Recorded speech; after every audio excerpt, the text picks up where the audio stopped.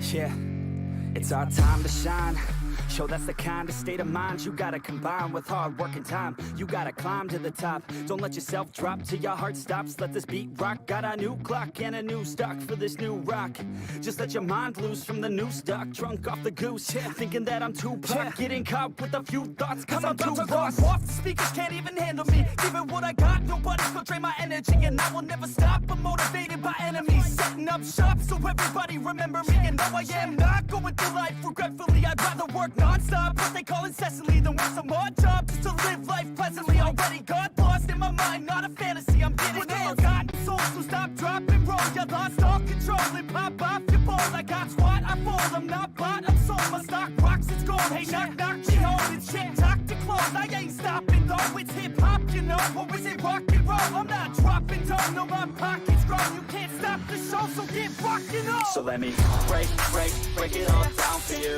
I ain't never giving up, I ain't never giving up. I'm taking that crown from you. I ain't worried about you, I ain't never. So let me break it all down for you.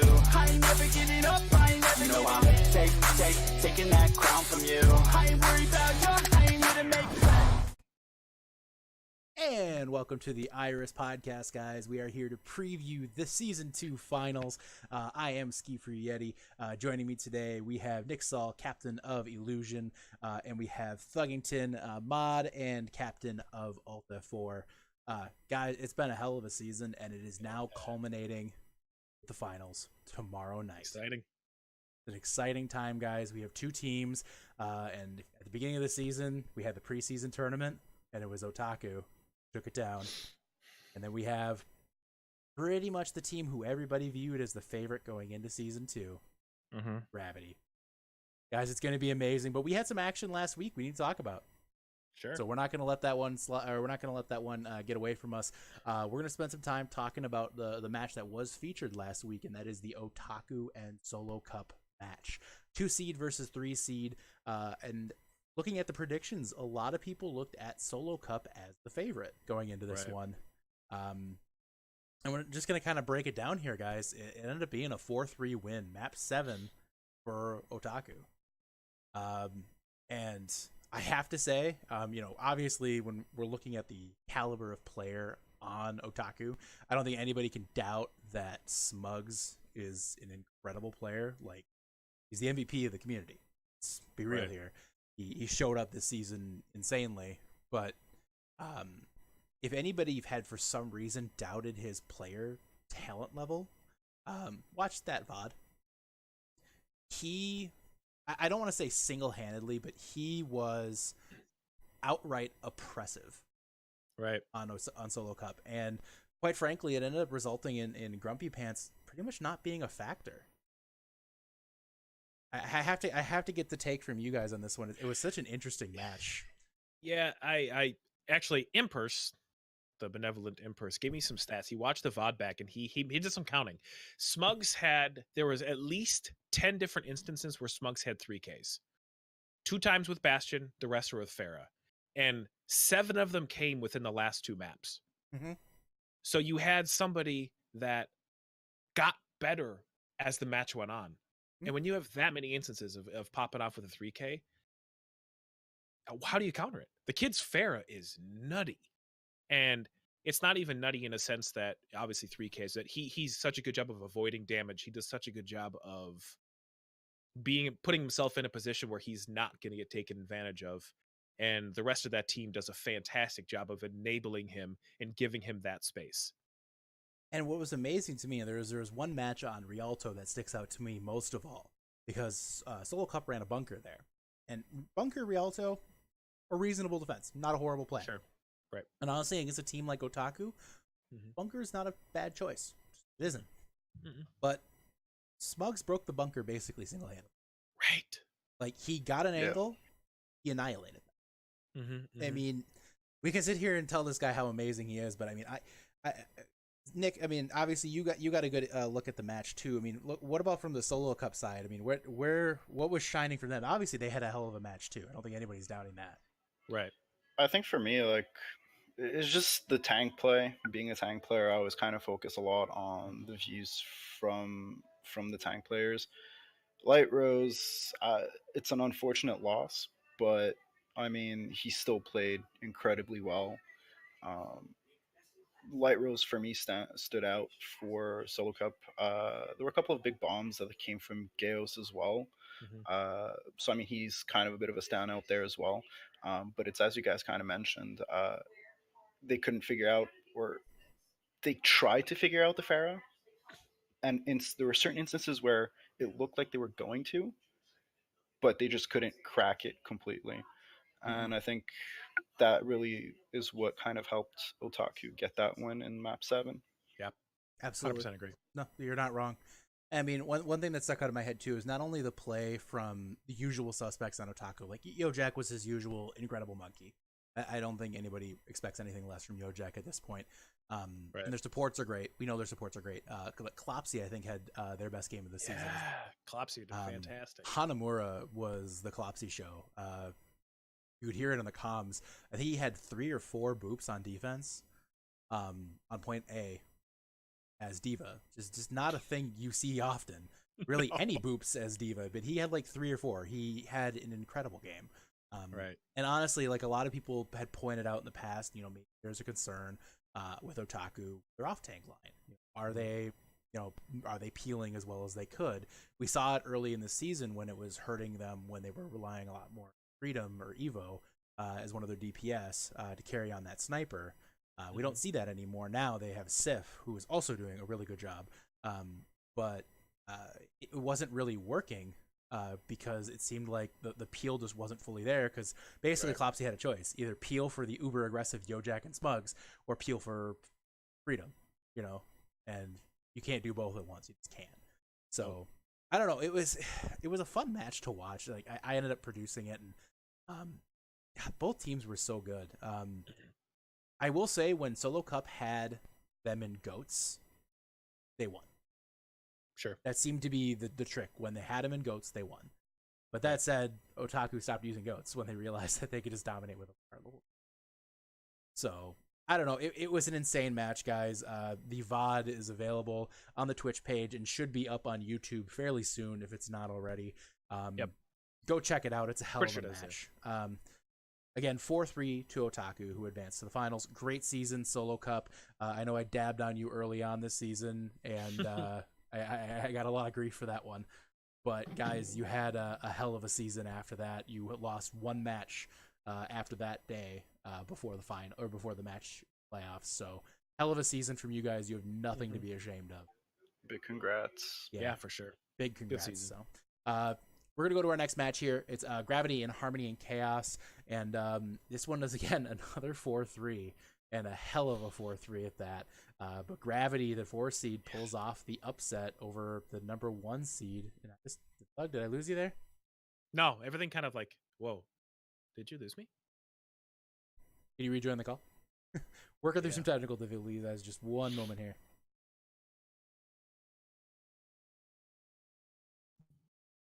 Oh, I'm All all right. blown out. Can you hear me? Am I back? We're back. We're back. All right, I gotta fix my settings though. Sorry about that, guys. We're getting back here now. We're still- Nick, I know you had spent a little bit of time watching back the VOD today. You have any feels on that you wanted to bring up here? I know it was a 4-3 win for Gravity. Uh, I don't even know what to say about this map. It was this game rather. It was every time I thought Harmony was gonna be able to put it away, Gravity just seemed to come out and just prove me wrong. Watching back the VOD, countless big plays from Orsted, a few notable ones on McCree, a couple of pretty big high noons as well. I think in the early maps and the later maps. Uh, I think just again seeing that this is going 4-3, and I think it went, if I'm not mistaken, to the final map on Lijiang. Like it just shows the parity. Like we've been saying it all year round for all the teams in this league, but when it gets to the top 4 and both games go the distance, literally the distance, it just shows how close and how comparable in skill these teams all are. It's absolutely true. This was an amazing season just all around. Like, think of the fact that one thing I like to point out is that Meta Rejects lost to Alta 4-3. Alta 4 lost to Otaku 4-3. Solo Cup lost to Otaku 4-3. Like the parity just in that line alone is insane. Because I feel like, I mean, if you look at Alta 4 beat Otaku earlier this season. Meta Rejects beat Otaku earlier this season. Solo Cup, they lost to Otaku earlier this season. That was early in their season when they were struggles. But guys, like you just see this, the parity's been insane. Like anybody could have won to this point, but it just so happens that the team who took down the preseason tournament and the team that was everybody's favorite going in, they're the ones in the finals. Thug, do you have any comments on this one? Beyond, it was a great match. I think it was a great match, and listening to the VODs and just having to watch the players' point of view, you got to hear their comms and you hear their energy. Watching it casted is one thing, but always watching their perspective back is kind of fun because I like listening to the pop-offs, listening to Gravity's comms. That last lap was fantastic. It was so much fun to listen to them. For a team we gave a lot of shit to, yes, with good reason, yes, they showed up. No regrets. There is one thing I did want to point out. This finals matchup, everyone's like, "Oh gosh, it's gonna be." I didn't see this one coming. I saw this one coming. I did. Pin a rose in your nose, dude. I'm right. I'm so right. Congratulations on getting that one right. Good for you, buddy. Bracketologist. No, but for real, it could, all of these things could have gone either way, and I think we should have a drinking game every time we say parody now. But you want us to die on stream? Yes. No, but it was a fun match to watch. There's a reason I picked Gravity, and the reason they were the favorites going into the season, and I'm just glad they're able to kind of find their form again. It wouldn't have been fun for anybody just kind of have anyone fizzle out. Teams fizzling out's not fun. So it's really good to see these teams surging back, and everyone's giving their all in the playoffs, and that makes it really compelling. What I also find interesting too. I'm sorry, Nick. No, I was just saying I agree. I fully agree with that. What I always thought was interesting was, we made the comment earlier in the podcast season that Gravity during the season they had a worse winning percentage with Velzen and Orsted than they had with just Velzen. I think there was a lot of different theories going around about that. Playoffs came around, and I don't know if it was just playoff Orsted or if just the fact that obviously OD has ended, and I know that's probably a factor. There's probably a ton of factors that roll in for Orsted too, but it just seems like the team is clicking better than they ever have, and it's going to be crazy going into these finals. I think everybody's going to be looking at the DPS matchup, but we're going to break it down in full at the end of this podcast, guys. So stay tuned for that. Right now, we want to have a little chat with these teams. Obviously, they've gone a long way, and we're first going to meet up with Otaku here. Again, they were the number 2 seed. They finished the season 11-4. Really, just an incredible season all the way through. There was obviously some hiccups in the middle of the season, which led to a lot of people doubting their skill level. Right. But boy, I don't think they have any doubters now, guys. So sure don't. Otaku's coming in right now. We're waiting one more. There he is. So directly above me, the only one with the face cam, we have their main tank, Yojak, and Captain Yojak as well. You can't see him, but as well, we have hybrid support from their team. And then over in the far upper left, which again, you can't see his face, but it is your Season 2 MVP, and that is Smugs. By the way, make sure to go follow his stream. Hello. Get that man affiliate if he doesn't. I need to stream more. I have the followers. You do. You have the followers? Okay, then get streaming. Yeah. So, guys, first and foremost, congratulations. You've made it. The destiny has been fulfilled. We've come full circle from the preseason, championship. I just have to ask, first and foremost, you guys went through some lumps at the middle of the season. What was the thing that kind of turned it around for you guys? Smugs, do you want to take this one? Or honestly, I think it's just not feeling discouraged because of how the matches were going. Something that we kept telling ourselves and looking back at the VODs is we're never out of a match. I don't think we've ever really been pummeled or like blown out of a series and just feeling like it's not winnable. Mhm. So even with the struggles that we had towards the end of the season, knowing that we can go back on the VODs and just watch and just see some of the mistakes that we've been doing, know that we can correct them and just keep working towards, getting better. It's never really been about, our mentality. It's just fixing, stupid mistakes that we keep repeating. I'm sorry, go on, Thug. You had a question there? Oh, okay. I was gonna say, Jack.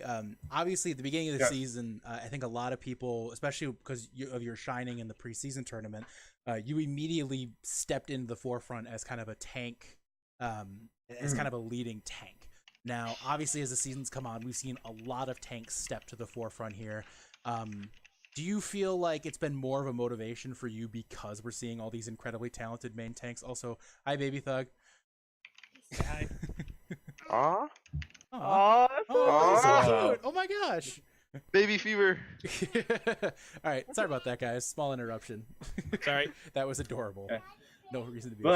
Well, I always felt like I had to step up because with the kind of lineup that we had, Smugs, Freedom at the time, Klopsy plays really well. I mean, you guys don't typically get to see it because of, me, Smugs, Hybrid.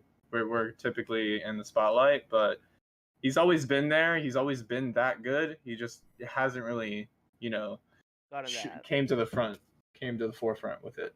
He also plays off tank, and it's really hard Yeah, to step. it's hard to. Thankless job. It's an absolutely thankless job playing off tank. Now, It's back. Hybrid, obviously for you, you have to heal these maniacs. I have to ask first, do they force you to do drugs? And two, do they make you want to quit playing Overwatch after each match? No, okay. Playing support for especially Jack, because Jack's a feeder. But Here and there, yeah, I'll admit. no, but it actually makes the game even more fun. Believe it or not, having to heal Jack, always seeing him push up. Now we give him that call out, hey Jack, you're pushed up so high, but it makes me push up, and actually I get to see some of the fight because I'm in the back. So this is how Overwatch is played. No, yeah, I sit in the back and just constantly healing Jack.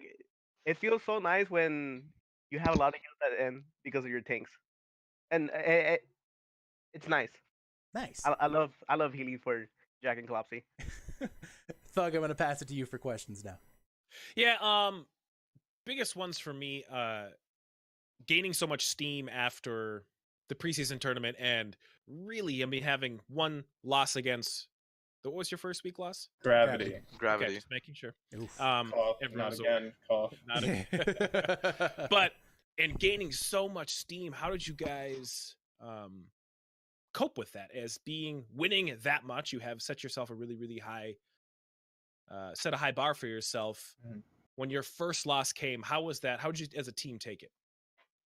Well, I think we took it really as a challenge. Honestly, we were being put up on this pedestal week after week after getting 4-0, 4-0, 4-0. We started believing in that, and holy crap, now we have to perform, because if we don't, we'll let people down.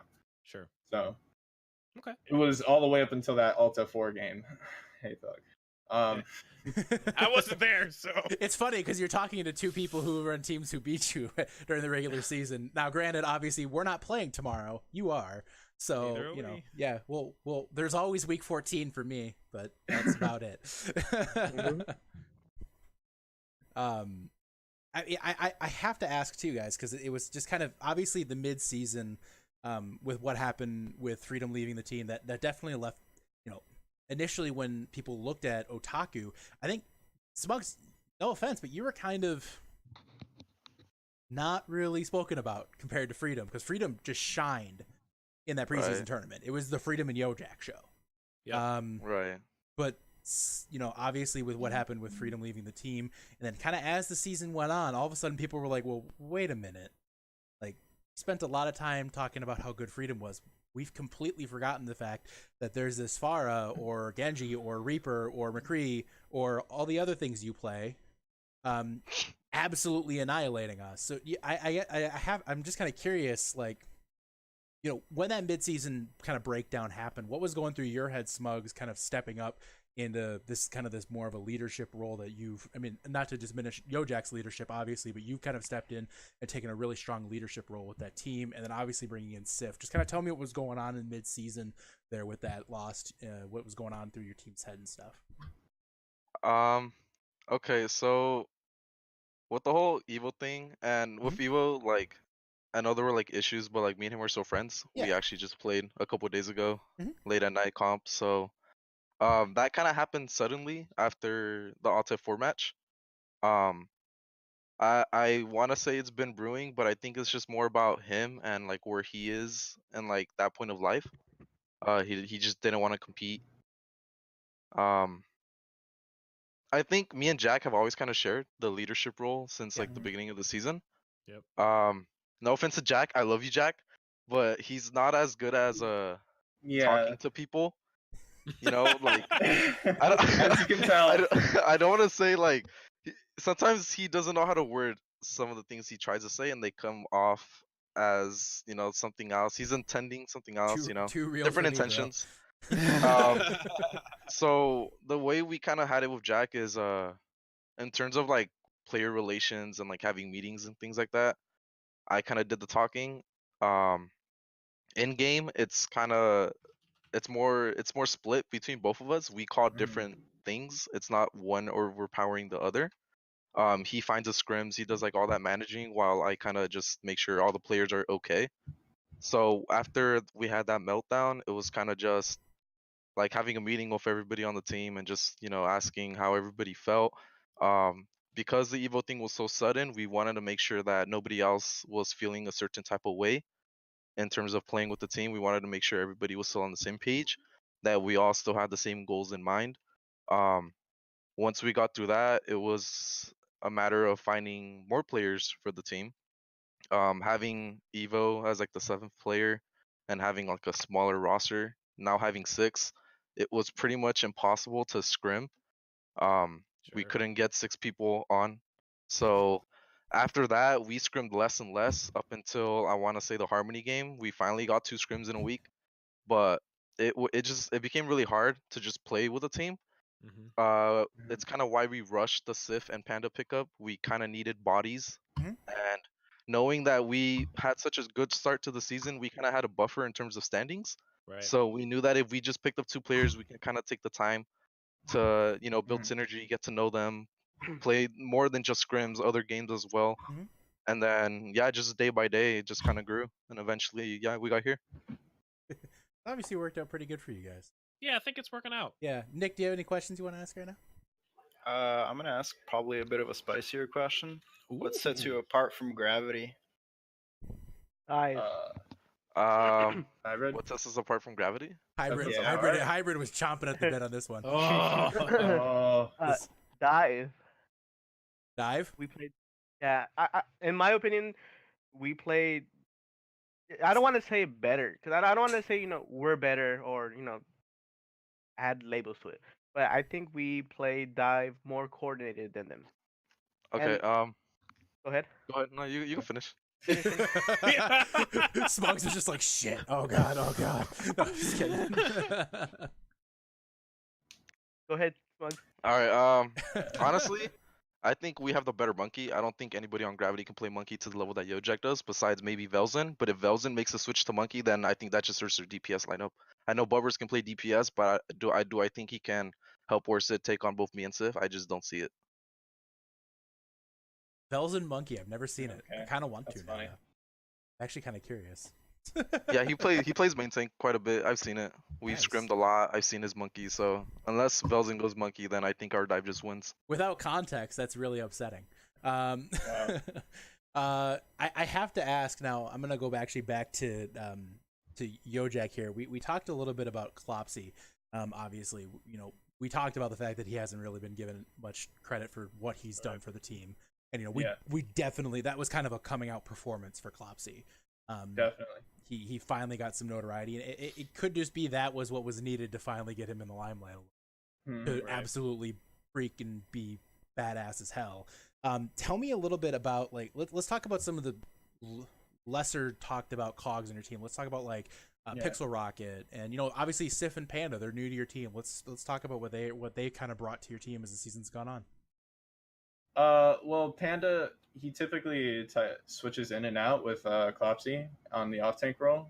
Clopsy plays a really mean diva, and we've been molding Panda as our Zarya. So that typically would be what we do, but sometimes we have to improvise, like when Smug's got DDoS by Zuby. Joking. You're leaking Not shots. joking. It's Boy. another one. It's not. Yeah, it's just another one for the list. Stop all leaking strats, Jack. Thank you. Well, they need all the help they can get. Stop! They're already dead.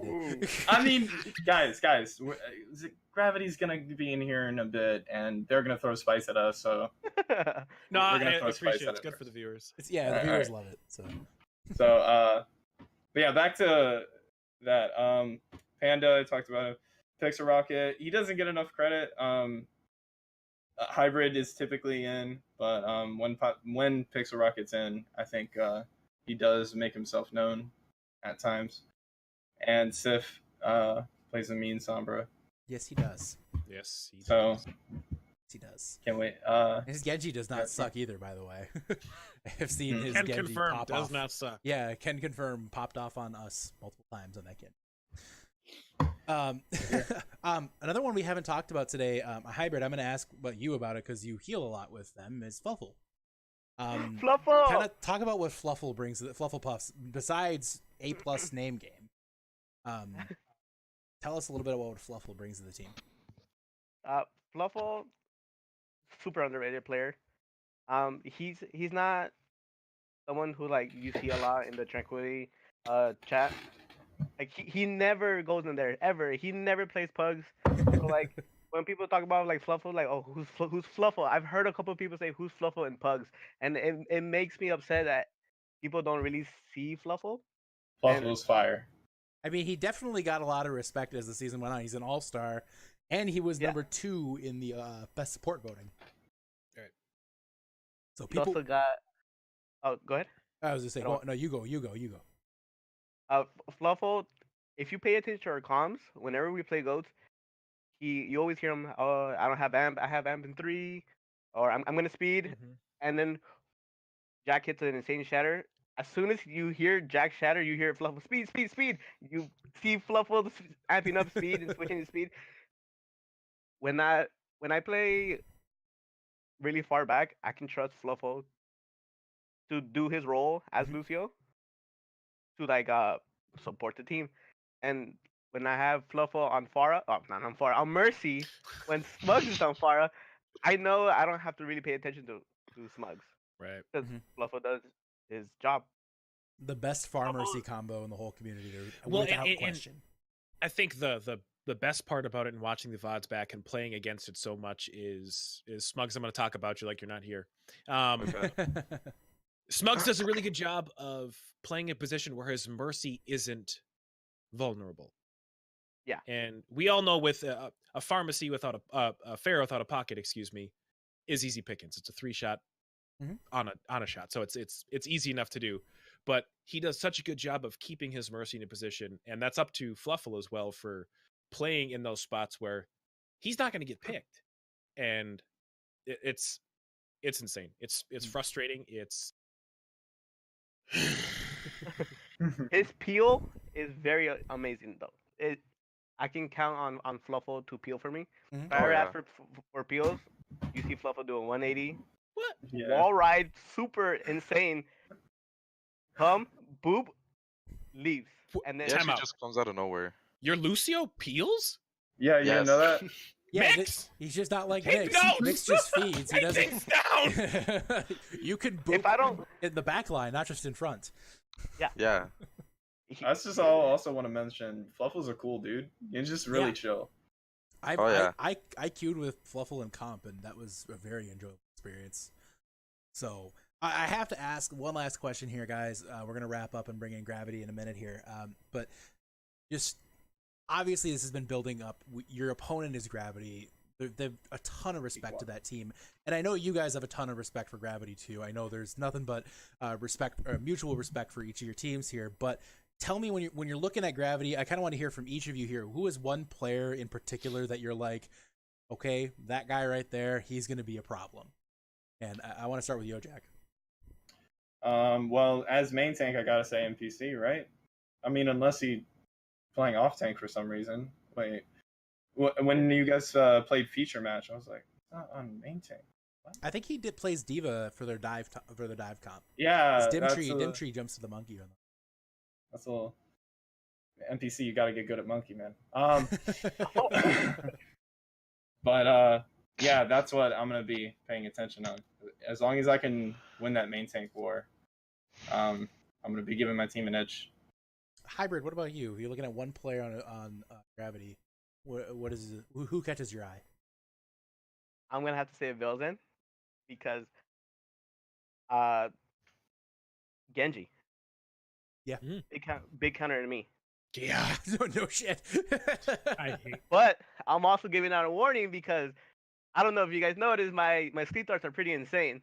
They are pretty spicy. I'll give it to you. Now that you've said that, we might have to make a little tally that we can keep track of on the stream tomorrow. Oh my gosh! Please, Oh, we please need do that. to. I will pay it. I will just spectate All the whole time. All right, we got it. Smugs, you last. Tell me a little bit about your opponent. What do you think? I also have to go with Velzen. We all know he's insane, like mechanically, but I say him because he's kind of like the head of the snake, so to speak. If he tilts or if he gets out of the match, Gravity pretty much just looks lost. I've watched a lot of their VODs. Orsted isn't as much of a vocal leader. He kind of likes to focus on more of his gameplay than actually calling shots. It's really easy for him to tunnel into the game itself.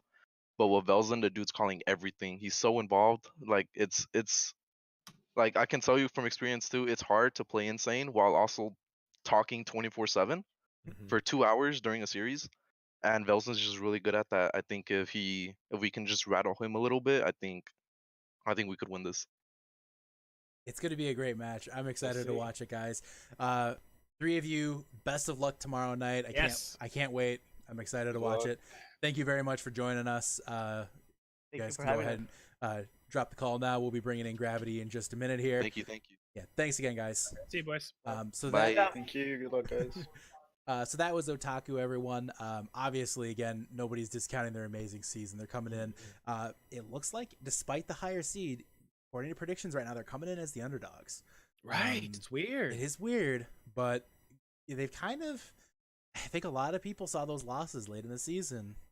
Gravity lose it in the early season. I think Zavels and Orsted, but it could be a lot of different things. But I think you look at them; they're coming with a lot of energy and a lot of steam right now. Gravity is. Yes, they have a ton of steam, but Otaku too. They look spooky. I mean, Otaku's spraying just as much. Yeah, I don't know. We'll see. It might be the old dogs. But we'll bring those boys in. See old dogs versus the new dogs. I know. We're bringing in Gravity right now, guys. Obviously, the story of Gravity has been told over and over again. We made a big deal about. Here they are, guys. We made a big deal about them sandbagging, and I definitely gave them the solo cam treatment, which I could tell they loved very much by the lulls in the chat after I did it. But obviously, all sandbagging jokes aside, that's no longer really a thing anybody's talking about anymore. Nope. Because here they are. Joining us on the Iris today, we have directly above me, but you can't see him, is Velzen. Over here, hello. He's been here before, but that is Rush, captain of Gravity. Cheers, guys. And then directly to my left is Season 1 MVP, and that is Orsted. Hello. Thanks for coming, guys. So you just heard Otaku. Immediate reactions, go. Oh, put me on the spot here. No, that's part of that's the Iris experience right there.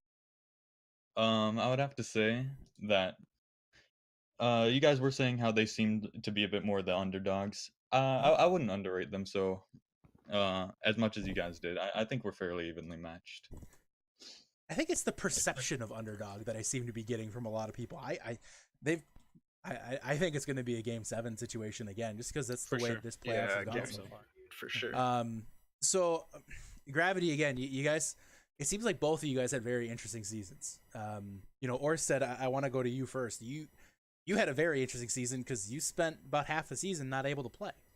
Yes. So, I mean, kind of tell me how it was for you coming in and out of the roster constantly. You know, I know you were missing scrims for, you know, obviously you had school stuff and, you know, that is what it is, obviously.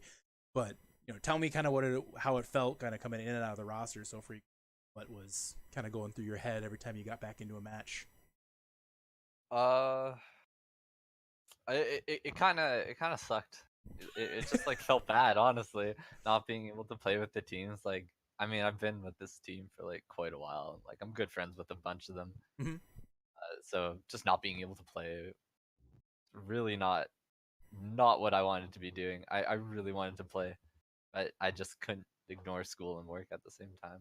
Of course. So when I don't know, I kind of felt like people forgot about the Orsted Menace for a bit, and so I kind of just wanted to. He just call himself. Okay, that's great. I love it. The Orsted Menace. Can I get a eye roll emoji. Can I get an Orsted Menace? Crab Orsted Menace. I feel like I got slept on a bit, so you did. I'm excited to be Well, bro, back you were and- napping. Yeah, So I mean, you were the one sleeping. That's true. I mean, yeah. So Rush, obviously, again, we kind of talked about how was it for your team when you kind of went from those late season losses were pretty brutal. I can imagine I mean, obviously you guys were solidly in the playoffs. Your map rate differential was insane. You guys weren't worried about getting to this point, but like dropping to the aimbots the way you did, dropping to illusion, like those losses had to sting at least a little bit, I would imagine, right? Yeah, those losses were tough. I mean, we can say we were sandbagging, but those teams, that was around the time the meta was really changing a lot, Mhm. and aimbots came out with a bunker that we weren't really ready for, honestly. And that was just something that was new and that we haven't really seen before. But yeah, those were tough losses, but I think that our like us playing together for such a long time is what really carried us through in the end. I have to ask Velzen, obviously for you've been here the whole season, again, not to diminish Orsted in any way, shape, or form. But usually, you know, when we talk about you, it's generally paired with Orsted. It's the Velzen and Orsted duo. Like when people thought of Silence last season, Velzen Orsted. That's what it was. It wasn't just Orsted. It was Velzen and Orsted. And fear the hell out of them for good reason, because shit. But obviously most of the season it was just for you, and I think this was kind of the season where people finally started to notice you a little bit, I guess, more than they did last season, if that makes sense. Like I feel like last season it was all Orsted, oh my god, he's amazing, everybody loves him, but I have to ask for you kind of seem to have stepped up into a pretty significant leadership role. How do you feel like this season's gone for you just as a player? And then like where at the beginning of the season, was this your expectation coming in? Like this is where you saw yourself being for sure? Like, I know we're going to be here again. Well, I definitely expected us to place high. I have to say I wasn't expecting our team to like drop to the newer teams coming in. I think we had the synergy advantage that would have propelled us pretty far, even if we weren't on top form. Sure. So basically, I did expect a high spot. I want to go to Thug here. Thug, you got any questions for these guys? Well, first off, Rush, you are a handsome man. Look at this guy. You spent the entire pre-podcast gushing over him. Your wife is It's the lighting. room, dude. It's the lighting. He's hitting the scotch a little bit. He's a man of my heart.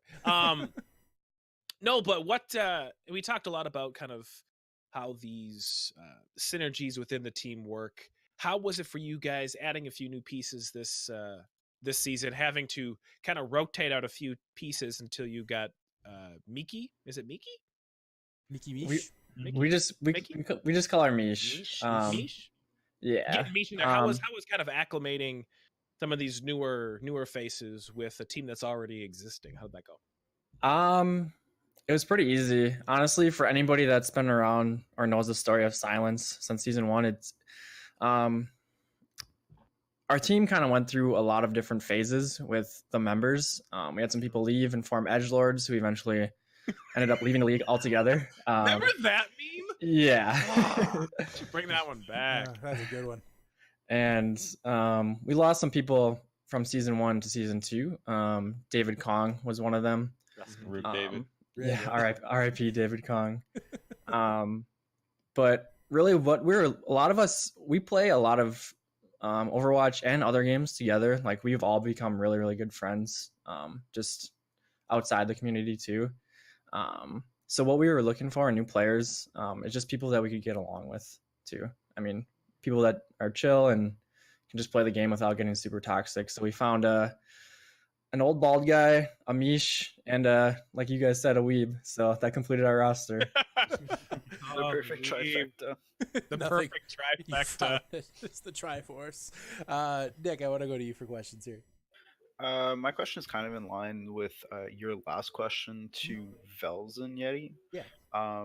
With Orsted being out so many games this season, did you feel added pressure on your shoulders to kind of have to carry as that star DPS, or did you feel comfortable enough in the remaining parts of the roster to kind of come through and fill that gap, if you will, if you want to call it that Orsted left when he couldn't show up? Well, I would say I try to play with the mentality of that I'm not the solo carry and we do work as a team. But it is sometimes in the back of my mind that I want to overperform and try to do my best to just like flat out carry. But going through the season with the matches that Orsted hasn't been there, I've learned to just play safer. Even if it's not looking the best, I don't need to go all out and maybe even possibly end up feeding, trying to go on like a solo carry mission. Sure. Just play smart and play your role, and your team will cover you. You can trust them to do that. I kind of want to ask a similar question to key off you, Nick, to Orsted. Orsted, so obviously you're playing a ton of ranked. We know that. We've seen the screenshots of you playing with people that we watch on streams all the time. Like, can you tell me a little bit about like how different it is playing with somebody like Belzen, who you played with forever? You know, how different is your style? Like, do you just kind of know each other's tendencies? You're like, I know what he's gonna do here. I'm gonna do this right now, and he'll just know immediately that I can get away with this. Or tell me a little bit about playing with each other compared to not. There's certainly like an aspect of that. We'll just like we kind of have the exact idea. Like I guess a Rialto is a good example because I remember going over that with him and I mentioned this. We just like without even communicating or anything, we just naturally set up a crossfire or we do something naturally. Like we don't even communicate it and it just kind of happens. Like I don't know. Maybe it's because we're both at like a pretty high level, we've played together a lot, but we're generally on the same page like 90% of the time when we're playing together. Sure. And we'll just complement each other. How do you? I'm not understanding the crossfire thing when you play Brig. I don't know how that works. Like, you can't really have a crossfire in that sense. He shoots at them from one way. I mouse one and W the other way. Like, Mouse one, I don't W. know what you're not understanding. Sorry. I'm sorry. Like, But it's a cross flail. Oh, thank you. Crossflow. Oh yeah, That's thank you, much Rush. better. That's the proper term. Really quick here while we're talking about you guys, I kind of want to quickly flash up a clip from the last episode or for the last match. This was, again, you guys were 1-1, almost one fight territory against Harmony and Chaos. And then before this, I want to point out that you guys were walking back to the point, and Orsted in comms goes, "I'm gonna hit a big high noon." I'm gonna let the clip speak for itself here, guys. This is absolutely insane. Just a second here. Look at Orsted! Orsted! That's just huge! He's just gonna get it coming from above! Hey, Five, my bad! This is the team kill! We're gonna see Gravity with finals! They will be back! Gravity will be back in the playoffs! I mean, I'm not saying that was a good play or anything, because, whatever. But, like, holy shit. Like, you called it, and that was the best part. It wasn't just like it was just great, and I wish I had the clip from your guys' stream. Because I don't know where that is. I watched your guys' point of view from NPC, and I wish I had the clip from your stream, because I don't know who it was, but somebody just like fucking screamed right after you did that. Like, I think it might have been Dimtree or Bubbers or one of the two, just like, like Probably. It was honestly, like, you know, obviously we can talk about plays this season, plays of the week. Thug, Nick, play of the season right there thus far. The timing of it and the implication. Yeah. I don't know how you could not say that. Like, it's just insane. So I wanted to shout you out on that one, or said that was thank you. I appreciate it. It's certainly I'm gonna be honest, I just kinda thought, like, I have high noon. I haven't like gone high ground and like flank high noon all game. I'm gonna do it this one time, and I'm like, it's gonna be big. I just believed it would be so, and it just happened. It was amazing. Oh, God. The best part is you guys couldn't hear me as a producer on that one. I have a quick inside thing here, guys. I'm sorry. But Kingdom and Cryptic were talking, and Cryptic literally was just continuing talking the whole time. Shocking, right? Literally not even breathing. And I'm just sitting there, and I'm going through the cameras and stuff like that, and all of a sudden I see it happen, and I literally just go, and they thought something was wrong with the stream, because I was like, I couldn't speak words, because I had just literally sat through 2.5 hours of Overwatch at that point. And then there was that to wrap it all up at the end of the night, and I just like choked. I couldn't even like process English or words or breathing at that point. That was so good. All right. Anyways, guys, you guys have had a hell of a season getting here. We're going to talk a little bit about Otaku. And actually, really quick, too, I want to ask, just kind of really quick, like 30 seconds from each of you, talk about your team a little bit, because Gravity, we all know, like, these two right here, everybody knows they're the superstars of Gravity. There's no question. But Velzen and Orsted, I want to hear from both of you. Like, talk about your team. Give me a couple people on your team, like, why do you guys not talk about them the way you talk about us, for instance? You know, like, what do you think, Velzen? I would say Dimtree. At Dimtree? At Dimtree? At Dimtree, yeah. He I would understand him not being talked about as much, because he's usually playing a role like either main tank or whatever he needs to flex to. So he may not look as flashy in the kill feed, but he does a lot behind the scenes that really helps our team. And he definitely adds to the synergy there. I've known him for quite a while. Yeah, low-key, really good player. Like, when Orsted wasn't around, Dimtree and Bubbers, both of them, but Dimtree especially, like, it's just fantastic. So, Orsted, I want to go to you too on that. Like, tell me a little bit about what It's a really hard decision, but I'm gonna have to say Ike. He's just such a solid support, and like, he is really good. His rank, I personally think, should be way higher than it really is. And not only that, is he's like the most friendly / toxic person I've ever met, and it's hilarious. Go on, sir. Ike is great, and he always, as Mercy, he always pockets me at just the right moment, and I big respect to him. I'm nothing without him. I'm nothing without him. Weep.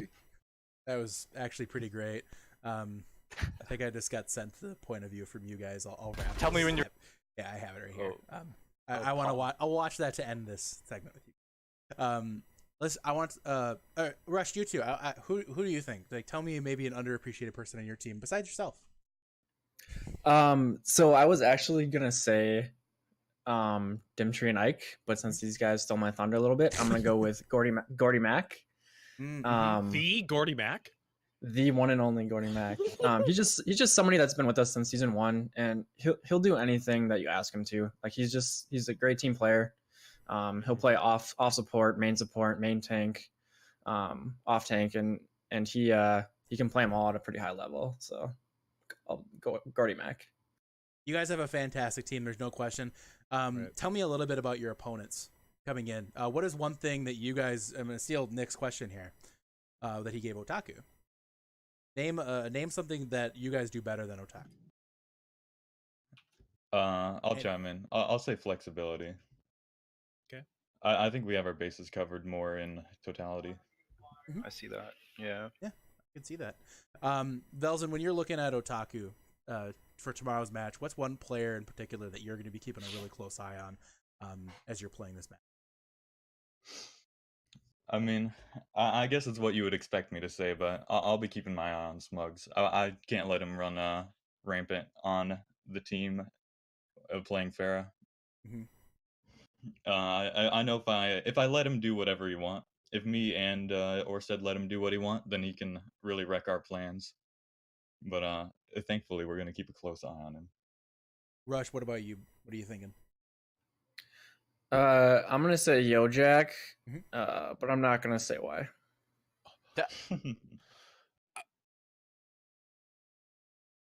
You've rendered Thug speechless. Can't give away anything. Trade secrets, guys. And Orsted, what about you?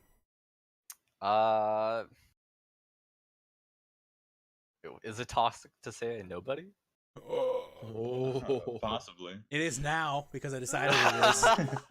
No, I don't think it is. I don't know.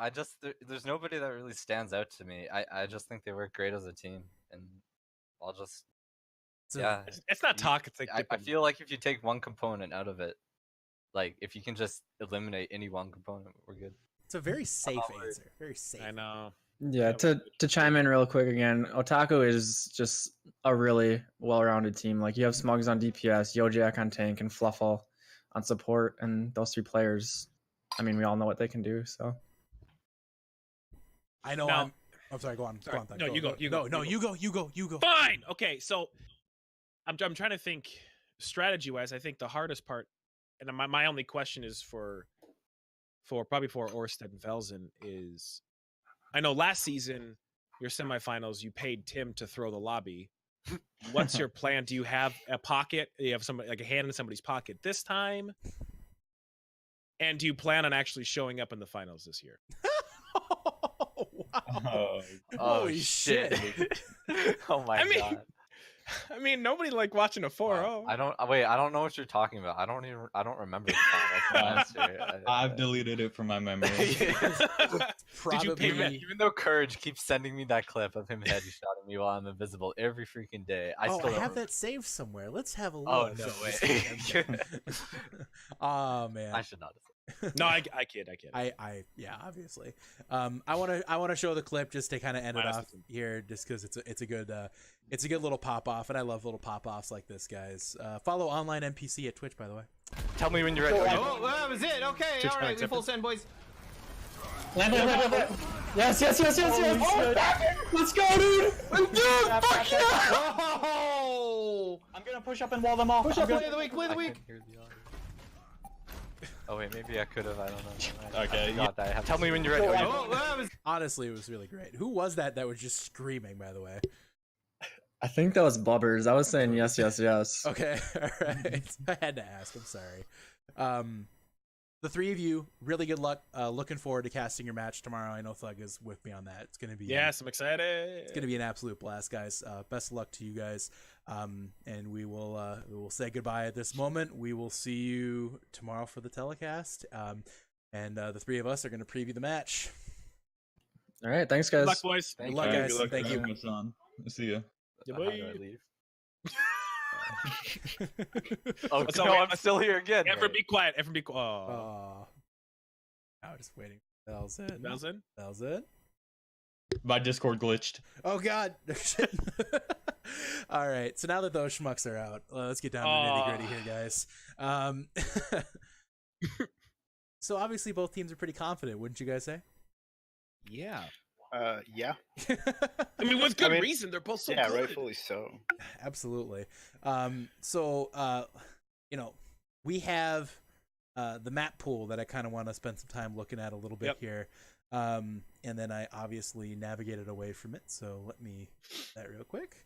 But you were gonna break it down. I know you had actually some little interesting pieces that you were going to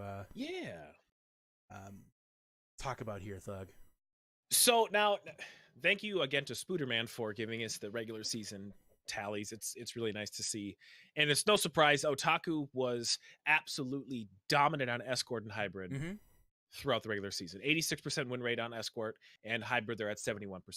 They are phenomenal, and there's no question about that. Gravity, on the other hand, Escort was their weakest. They were at a 50% win rate. They were 7-7. Escort sitting at, or sorry, Hybrid sitting at 64%. Playoffs changed it a little bit. And I think this is where it's going to get spicy. Gravity has the second worst Hybrid win ratio. Second worst. We play 2 Hybrid maps. It's going to be really, really, really interesting. However, there is one team that is worse than them, and that is Otaku. Otaku has won exactly, let me check my tone. 0. They have not won a single Hybrid map all playoffs. That's insane. The flop between those two is incredible. However, looking at the map pools that are left, Otaku went between Dorado, Route 66, Eichenwald, and Numbani during the regular season. Otaku went 9-1 on those maps. 9-1. While Gravity sat at 6-1-5. So it's looking like it's weighing slightly towards Otaku in that sense, but you almost have to throw the regular season out of there because one of Otaku's strongest map points, they haven't won a single one. Yeah. It's insane. It's so insane. I'm curious. So obviously looking at the map pool here, we have the 2 Hybrid maps are Eichenwald and Numbani. The Escort maps are Dorado and Route 66. And the Assault map is Temple of Anubis. And then we have Nepal. And then the tiebreaker is everybody's favorite control map, Ilios. Yay. So, I mean, when I look at this map pool, the first thing I see, Numbani, Dorado, Route 66, Eichenwald, and beyond the first point of Eichenwald, and really probably 2 points of Ilios, I see Dive. Yeah, Dive's strong. There's one team here, and I think you guys are probably on the same page as me. I mean, I don't know, Nick, you can back me up on this one, but who's the Dive team here? According to Otaku, it's Otaku. It's Otaku, 100%. So, I mean, when I look at this map pool, I don't know if you guys have a thought here, but I think it favors Otaku. And I don't know, what do you think, Nick? I mean, we pretty much just said it. They're 9-1? 9-1 on most of these maps combined. Statistically speaking, they have the edge, and just looking at the map pool, I think that there's maps where they can come out using Dive, and their Dive, at least in my opinion, is better than Gravity's. But what do I know? I'm not in the finals. Yeah, tell me about it. Boy, do I know that feeling. Thug, what about you? Looking at this map pool, who do you think it favors? My thought is you look at I take the hybrids and they're gonna split them. Numbani is the worst map that of all the hybrid maps. That's their worst map. Yeah, between the regular season and the playoffs, they're 1 and 2. They just, and Hollywood else was a terrible one for them, but I see that one going in Gravity's form. That's a tough map for Farah to really shine on. There's a lot of good Widow sightlines, and I have a feeling they're going to do their best to kind of try to keep Smugs bottled up. Yeah. I think they're going to split that, but you go to Escorts, and I see that going almost 100% Otaku. Otaku hasn't lost Dorado or Route 60. They're 5-0 on those maps. All season? Haven't lost all season. Haven't lost once. While Gravity is sitting 4-2. So they're not a slouch at it. Oh, sorry. They're 3-3. My fault. So I see both of those going in the way of Otaku. That they're heavy dive maps. It's gonna be nuts. For me, when I look at how this sits, I think if you're Gravity, you have to win Nepal. You have to win Anubis. Yep. And you have to take one of the hybrids off of Right. They have to. You have to take that. If you do not take Numbani, I think it's going to probably be Eichenwald, actually, where I think they would shine more. They have to take Eichenwald. If they do that, I think they're going to win the match. But they have to win those 3 maps in order to do it, because I think Otaku wins both S-cores, and I think Otaku is going to be favored on Numbani. But again, I could be wrong. We could get this thing completely wrong, and it could completely flip, because, parity. It's, I don't know. For me, the map pool favors Otaku, and I look at it too. Yeah. it's tough. It's going to be tough. But I want to break down each of these teams kind of line by line here, guys. We have obviously really good DPS on both teams. Right. Smugs and Sif. It's the Smugs and Sif show versus the Ojak the Orsted and Velzen show. To compare the DPS lines, I mean, for me, there's no doubt it's Gravity has the best DPS here, and are you guys on the same page there? I don't know how much discussion that warrants. Yeah. Like, No. I mean, I love Smugs. I love Otaku just as a team. I know for us when Illusion was struggling, they kind of helped us just kind of get grounded, and I can't thank them enough for that. right? But looking at it individually, DPS wise at least, I think Gravity definitely has the edge on this one. I think Sif's performance is going to be pretty big here. Like, he's the 4th DPS. He's the 4th best out of 4 here. No offense. But I think literally any other DPS in the entire community, you put them as the 4th DPS here. Because these are probably the 3 best DPS in the whole community. Simply put. So, I think Sif will be the telling factor as to how... I think he'll be a critical player. If he has a good game, he could get rid of that advantage. But let's talk about supports. With Gravity, you have Ike, you have Dimtree will jump on the support, Bubbers will jump on the supports, Rush, obviously. They have a lot of flexibility, Mickey Mish on that support line. And then with Taku, you have Hybrid, Flufflepuffs, Pixel Rocket, 3 very good supports. Who do you guys think has the edge on that one? Nick, I'm going to start with you. Oh, man.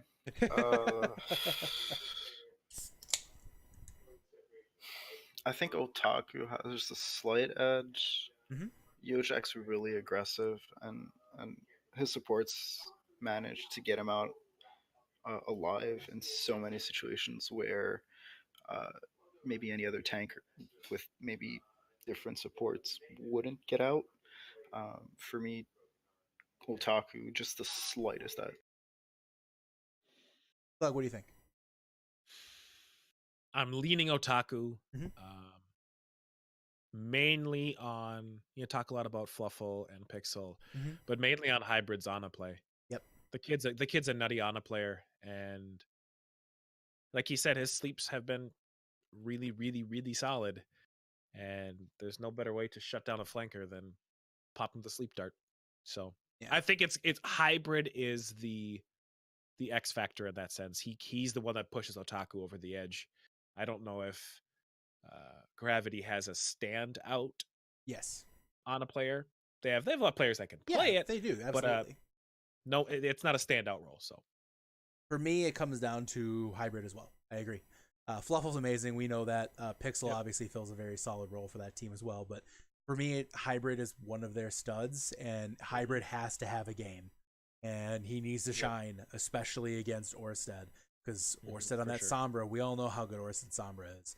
That's cryptic. Yeah, when Fluffle oftentimes is going to be on that Lucio or on a Mercy, which leaves Hybrid to do his own thing. So when that kind of thing happens, guys, it's going to come down to how well can Hybrid handle Orsted on that Sombra. Right. So for me, Hybrid is going to be the linchpin as to whether, again, kind of a deciding factor, Otaku can take this match. Sure. But I think Otaku has the better support line as a whole, primarily on the backs of Fluffle. So, last but not least is tanks. It's NPC, Dimtree, Gordy Mac, Mimsy, all kind of filling that role. I believe Mimsy. And then obviously on Otaku you have Klopsy, Yojak, and Panda. I kind of want to hear from you guys on this one too. Nick, do you have any thoughts on the tank lines?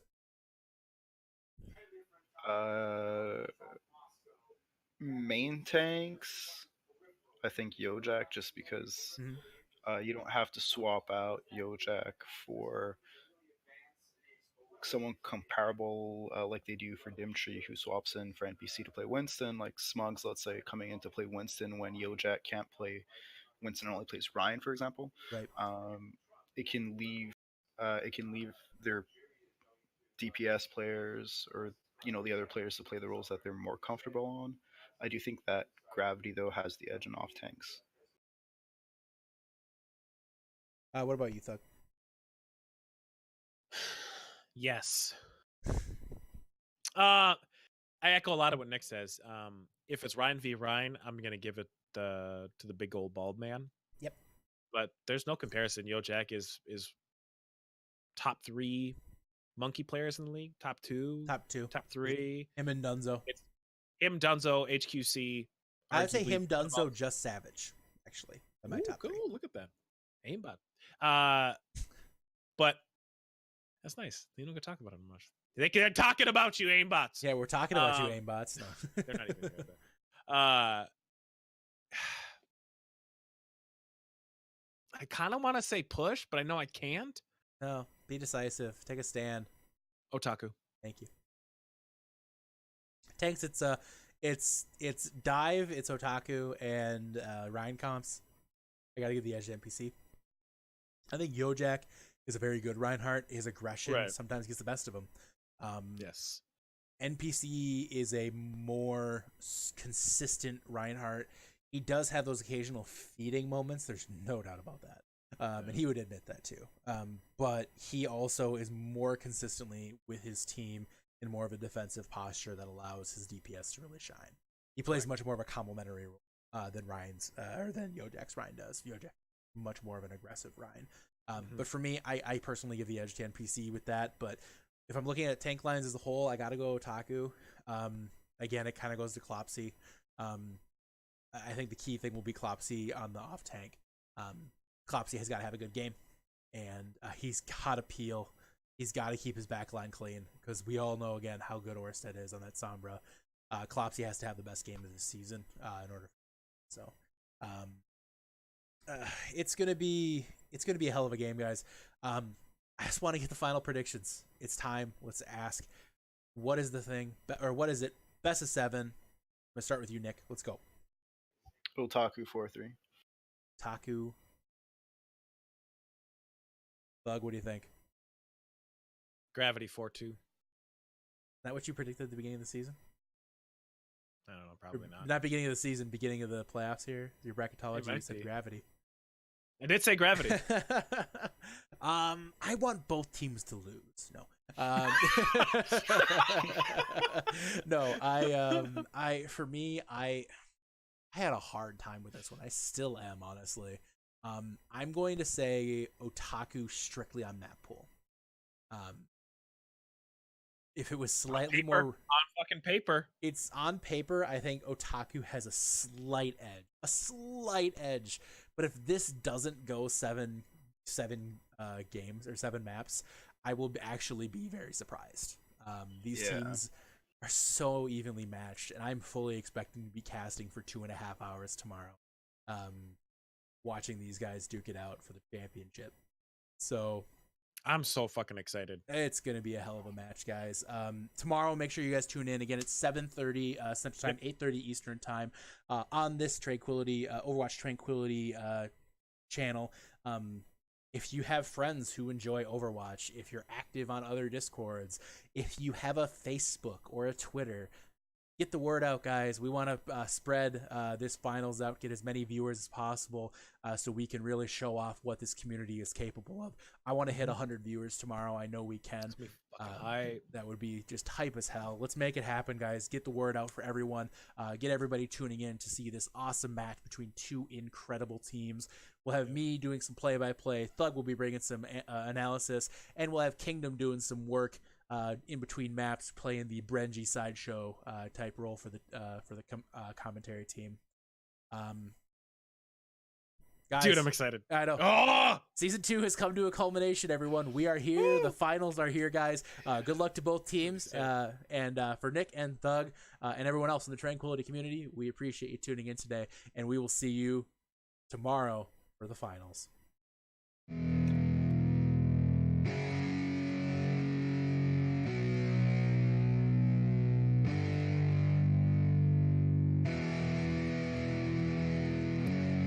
Yeah, it's our time to shine. Show that's the kind of state of mind you gotta combine with hard work and time. You gotta climb to the top. Don't let yourself drop till your heart stops. Let this beat rock. Got a new clock and a new stock for this new rock. Just let your mind loose from the new stock. Drunk off the goose, thinking that I'm too pop. Getting caught with a few thoughts cause I'm too lost. Off the speakers can't even handle me. Give it what I got, nobody's gonna drain my energy. And I will never stop, I'm motivated by enemies. Setting up shop so everybody remember me. And no, I am not going through life regretfully. I'd rather work non-stop, what they call incessantly, than work some more job just to live life pleasantly. Already got lost in my mind, not a fantasy, I'm getting with a forgotten soul, so stop, drop, and roll. You lost all control and pop off your balls. I got squat, I fold, I'm not bought, I'm sold. My stock rocks, it's gold. Hey, knock, knock, she holding shit, talk to close. I ain't stopping though, it's hip-hop, you know. Or is it rock and roll? I'm not dropping down, no, my pocket's grown. You can't stop the show, so get rockin' on. So let me break it all down for you. I ain't never giving up, I ain't never giving up. Taking that crown from you.